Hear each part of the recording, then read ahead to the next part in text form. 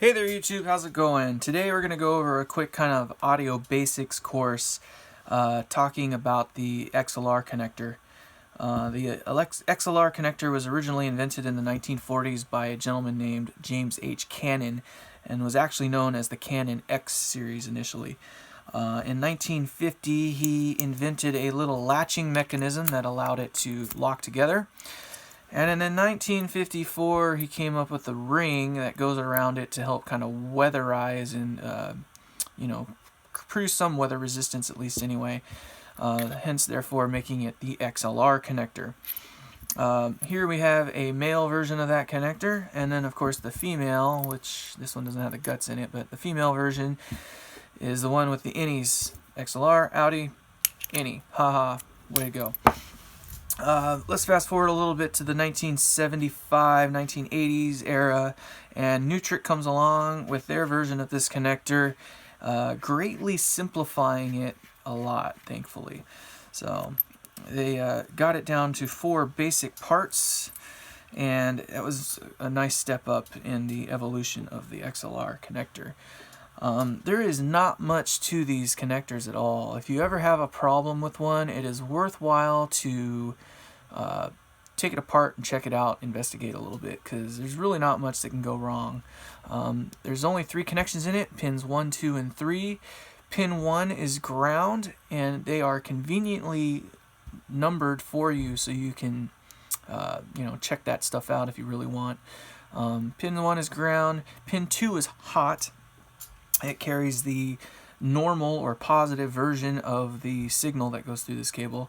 And then pin 3, which is this one down here on the bottom, that one's actually the cold, not to be confused with ground or negative.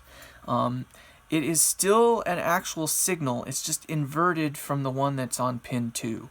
The way it works is that the head amp or the preamp, it sees both of those and it inverts pin 3 so it's the same as pin 2, and in doing so it utilizes common mode rejection to get rid of any noise that does get in on those 2 lines there. Conveniently, it produces a 3 dB boost in doing so, because now you're taking 2 signals and turning them into one, so it doubles up the power of that signal, producing a 3 dB boost, which helps get the signal to noise ratio up a little bit and reduces the noise floor a little bit, which is kind of nice. So very simple, clever design, and works very well. Sometimes you'll hear the term pin 1 lift or ground lift as it refers to an XLR. All they're talking about is this ground wire here. They're taking pin 1 and just lifting it out of circuit. What that does is just eliminates any ground loops that might occur between the different parts of the PA system.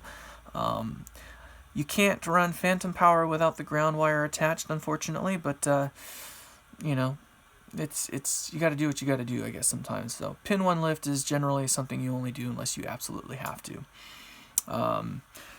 So yeah, not much to these connectors. It's definitely worth it to investigate them and check them out. They usually break right around where the jacket is pinched, or inside a little bit, because as it moves it'll pinch the wires and kind of break them eventually. Sometimes they even break right off of the XLR pins as the jacket pulls out.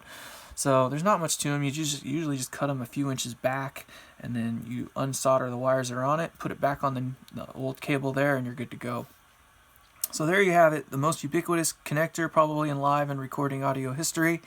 And that's probably everything you wanted to know and didn't want to know about the silly little thing. So take care and have a good one.